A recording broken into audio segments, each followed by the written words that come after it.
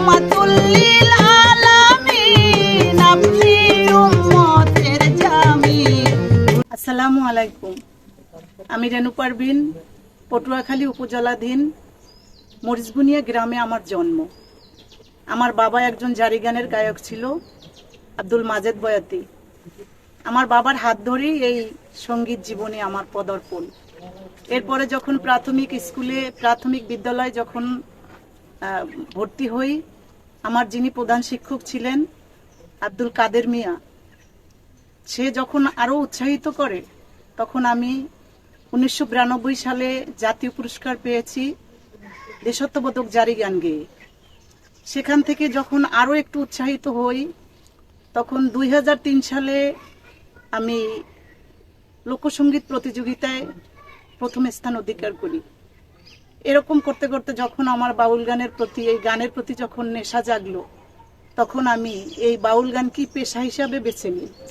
সেখান থেকে আমি ঢাকাতে আমার যিনি বাউল গানের ওস্তাদ শাহ সুফি মোহাম্মদ লাল মিয়া বৈতি চিস্তি নিজামি, তার কাছে যাই এবং সে আমাকে বাউল গানের দীক্ষা দেয়। তো সেখান থেকে আজও পর্যন্ত আমি বিভিন্ন এলাকায়, বিভিন্ন গ্রামগঞ্জে আমি পালা করে থাকি, পালা গান করি বিভিন্ন শিল্পীদের সাথে।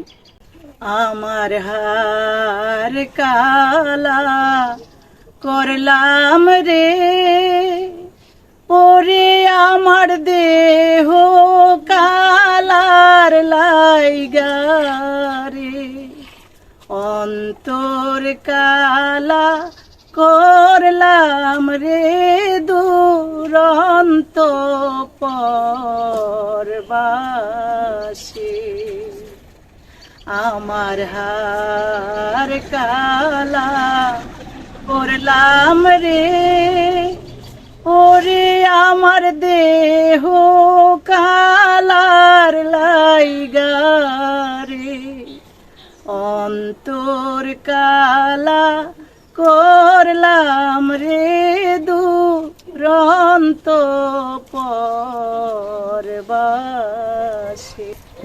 বর্তমান প্রজন্মের যারা আছে তারা তো বাউল গান শুনেই না এবং বুঝেও না। আসলে বাউল গানটা যে কি, বাউল গানটা হলো মাটি ও মানুষের, মেহনতি মানুষের আত্মার খোরাক। যারা খেটে খাওয়া মানুষ, সারাদিন কষ্ট করে, পরিশ্রম করে, রাতে দেখবেন বাউল গান শুনতে যায়।